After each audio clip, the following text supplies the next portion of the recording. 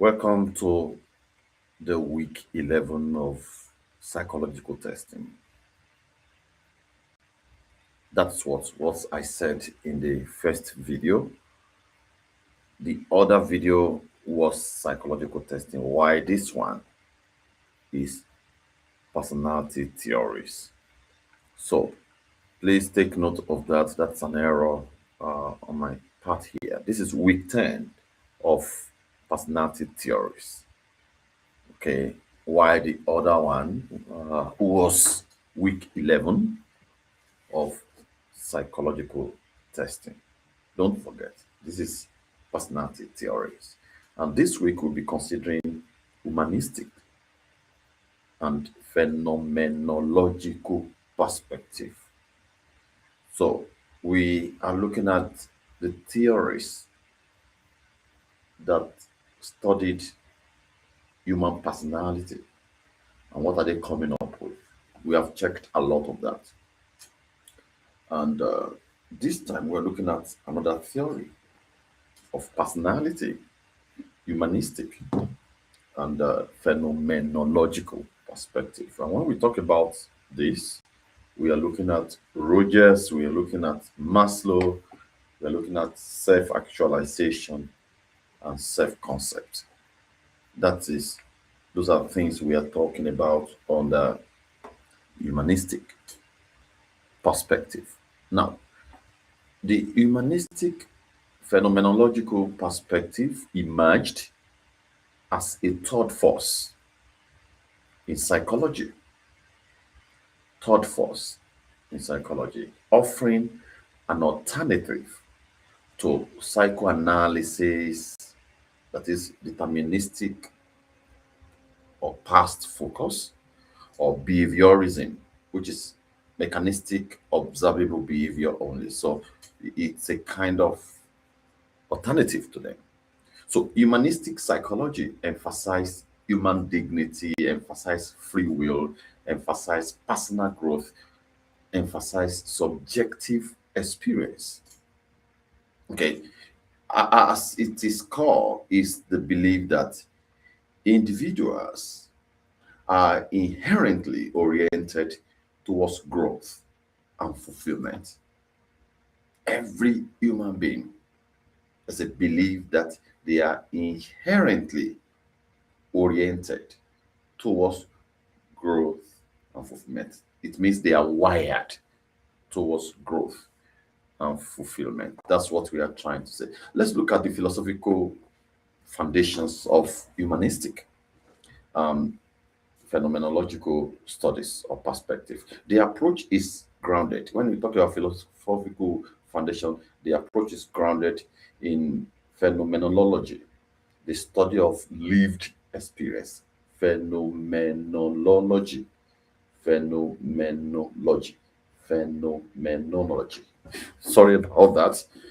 The study of lived experience. The key assumption here is that reality is subjective, perceived. Individuals are meaning makers. Experience is more important than external interpretation. What we are trying to say is that the reality is what I call it. Okay. What I've explained to you, that is the meaning, the sense it made to me or makes to me. Okay. What I experience is more than what you are explaining from outside. That's what we are trying to say. That is the philosophical foundation. Now, looking at Carl Rogers, which talked about person-centered theory, theory that is human-centered, not centered on any other thing, but human-centered. So I call it person-centered theory. What is the core idea of Carl Rogers? The core idea of Carl Rogers is that people possess an innate tendency towards growth, and that is called the actualizing tendency. That's what Rogers is trying to say. Every human being have that inner tendency, that innate, born with tendency that we are born with, that tends towards growth. So everybody wants growth, everybody wants progress. It's actualizing tendency. Okay, we need to understand that's the core idea. Looking at the self-concept, central to Rogers' theory is the self-context. Self-context is very, very central to Rogers' theory, and it includes self-image, who I think I am, ideal self, who I want to be, ideal self, who I want to be, and self-worth, how I value myself.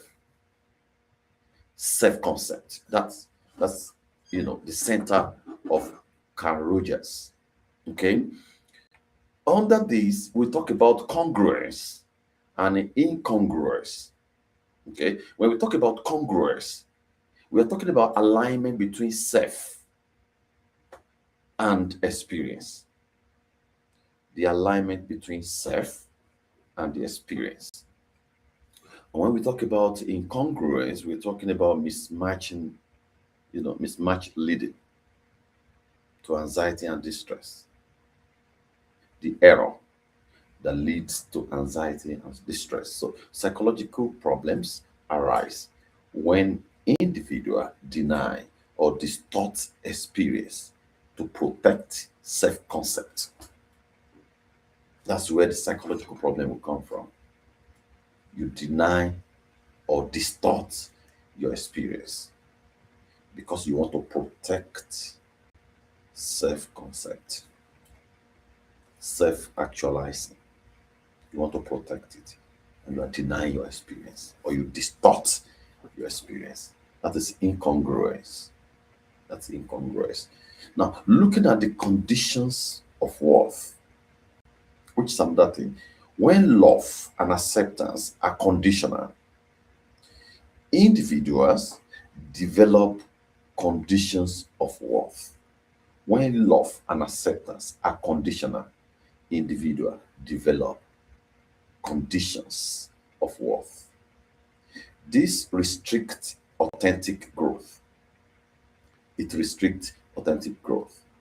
So, looking at therapeutic condition, which is core condition, Rogers proposed three necessary and sufficient conditions for change. Three: unconditional regard, positive regard. Two: empathy. Three: genuineness. This genuineness is what we call congruence. Don't forget, unconditional positive regard, empathy, and genuineness. So this creates safe environment for self-exploration and healing. That is according to Carl Rogers. Now, looking at Abraham Maslow hierarchy of need, it's possible you've heard this before. Abraham Maslow hierarchy of needs. We talk about structure of human motivation. Maslow proposed that human needs are hierarchical. The needs of man are hierarchical. It's arranged in hierarchy. Okay, when you look at Maslow's hierarchies of need, there are levels to it. Psychology, there's psychological needs, there is safety need, there's love and belonging, there is esteem, and there is self-actualization. It's everywhere. I don't expect you to be hearing this for the first time. It's everywhere. Okay, self-actualization, esteem, love and belonging, safety needs, and psychological needs. So those are the levels. You need to understand that. And when it comes to self-actualization, at the top lies self-actualization. So characteristics of self-actualization includes, in an individual, authenticity, creativity, autonomy, acceptance of self and others, then purpose-driven life. These are the characteristics of self-actualized individual. Okay, authenticity, creativity, autonomy, acceptance of self and others, purpose-driven life. These are the characteristics of self actualized individual. And looking at the peak experiences, Maslow described moment of profound meaning and connection. That moment of profound meaning and connection is known as peak experience. Peak experience. The moment of profound meaning and connection is known as peak experience. Now, when we look at the key concepts of humanistic study, number one, we're looking at freedom and responsibility. Humans are free to choose, but responsible for those choices. Yes, you can choose whatever you want to choose, but you will be responsible for those choices. Secondly, holistic view of the person. Now, individual must understood as a whole being, not fragmented parts. When you see human being, it's a whole being, not fragmented parts. Another aspect that is focused on the present, which emphasize here and now experience rather than past determinism. Here and now, talking about here and now, focus on the present. So in counseling and psychotherapy, we usually apply this. You use person-centered therapy, non-directive approach. Therapist is just a facilitator, not an expert. Focusing on client's subjective experience, what the client says. Client is our duty as a counselor to just work side by side with people, not to tell people what to do. Okay. And what are the relevance of clinical practice to clinical practice? That it builds strong therapeutic alliance with the client, strong relationship, strong connection with the client, and alignment with theme of grace and acceptance. There's an alignment. And of course, support identity formation, and it also helps in healing. Let's look at the strength of humanistic perspective. When we talk about the strength of humanistic perspective, number one, there's emphasis on human potential. We affirm growth and hope and transformation. Number two, strong therapeutic relationship, therapeutic alliance. Revolutionize psychotherapy by prioritizing empathy and authenticity. That's what we do. Number three, client empowerment. Encourage autonomy and self-direction. You're not telling client what to do. You're not, robotically leading people. People take initiative. They have the solution. They have the healing. They have everything within themselves. We are not to do, go beyond where the client wanted to go. And it's holistic approach. That's the last one there. Holistic approach. You see, consider emotions, relational, and existential dimension. It's holistic. Everything is included, in humans. This is very, very important that we take note of that. Looking at the critiques and limitation. Critiques and limitation. Number one, it has been criticized as lack of empirical rigor. For example, some concepts like self-actualization are difficult to measure scientifically. So people have criticized it. And overly optimistic view of human nature. It's overly optimistic about human nature. The critics argue that it underestimates human capacity for destructiveness, right? And there's a cultural limitation there, a strong focus on individualism, yeah, and may not fully align with collectivist culture. When we talk about the two cultures in the West, what we use is collectivist cultures. But in Africa and some part of Europe, we use that culture. But in the Western world, we use individualism. But in Africa and Europe, we use collectivist culture. That's why you do things together. If you have money, somebody can have money in the family. You're not the owner of that money. Everybody in the family, you have to support them. But in the West here, you are not going to disturb me with your life problem. Go and solve your problem. So individual, you are just living your life. You are not, nobody's entitled to anything. Just live your life the way you don't need to bother me with your problem. All right? You want to fix your problem if you have any problem. That is individualism. And of course, there's neglect of unconscious processes compared to psychoanalytic theory of that man. You know, it's less emphasis on unconscious dynamics. Don't forget where we start. That's where we start from. All right, that's where we started from. Unconscious processes. Looking at the contemporary relevance, how does this relevant to our days world today? Humanistic ideas continue to influence positive psychology, trauma-informed care, coaching and leadership development, pastoral and spiritual counseling. Those are the area that the theory, Maslow's theory, is relevant to, or humanistic theory is relevant to our generation.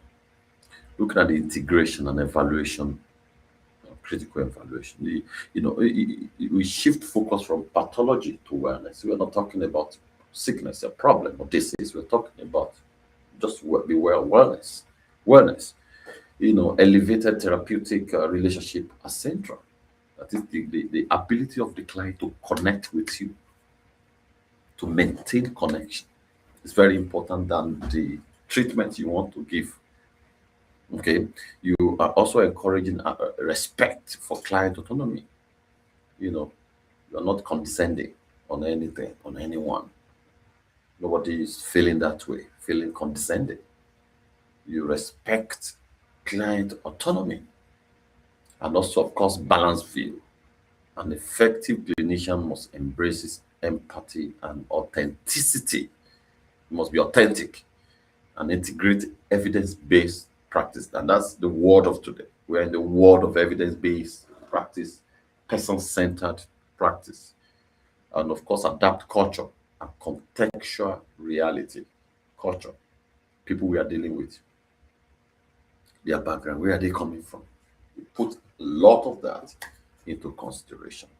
So when we come to humanistic and or phenomenological perspective, this theory reminds us that people are not problem to be solved, but persons to be understood.